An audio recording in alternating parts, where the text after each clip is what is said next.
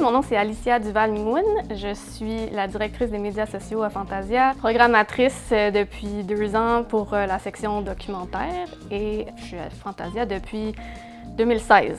J'étais en stage au Festival de Cannes après avoir fini l'école, puis ça faisait longtemps que j'étais fan de Fantasia, puis à Cannes, j'ai vu Pierre Lindsay qui s'occupait du marché à cette époque-là, puis je les ai tout de suite reconnus, puis je savais qu'en revenant de Cannes, de mon stage, j'avais pas de job, fait que j'ai lancé ma shot, j'étais allée voir Pierre, j'ai serré la main, j'ai dit « Bonjour, je suis une grande fan de Fantasia, je reviens à Montréal dans 1 mois, avez-vous de la place pour moi? » J'ai l'impression que j'ai fait bonne impression, ça a bien marché.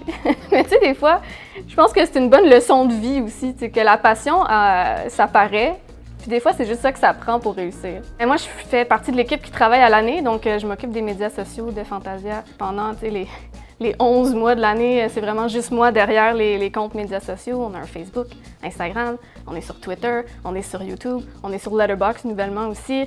Puis après ça, quand le festival approche, là, j'ai la chance de monter une équipe. J'ai un assistant, j'ai des stagiaires qui m'aident. Pendant le festival, tu sais, notre but, c'est vraiment de montrer à ceux qui manquent le festival ce qui manque, tu sais, puis à quel point on a du fun. Puis c'est aussi évidemment de documenter tout ce qui se passe, puis d'engager, tu sais, de connecter avec les gens, puis avec notre public.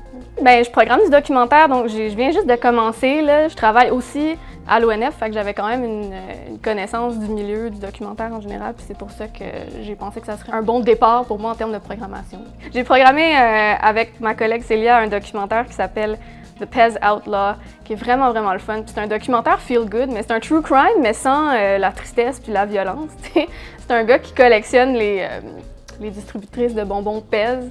Puis pendant des années, il a fait la contrebande. En fait, il allait les acheter en Europe puis il les ramenait aux États-Unis pour les vendre à d'autres collectionneurs. Puis, tous les collectionneurs sont un petit peu fous, mais je le dis avec beaucoup d'amour parce que j'en suis une aussi, là. C'est des personnages super attachants, puis c'est tourné un peu avec beaucoup d'humour, un peu à la James Bond. Là, lui qui s'en va en Europe, il se joue lui-même dans des reconstitutions, dans le documentaire, puis c'est super cute, vraiment le fun. Suivez-nous sur les médias sociaux. Sur Facebook, on est je pense que c'est Fantasia Film Festival. Sur Instagram, on est Fantasia Festival. Sur Twitter, on est Fantasia Fest.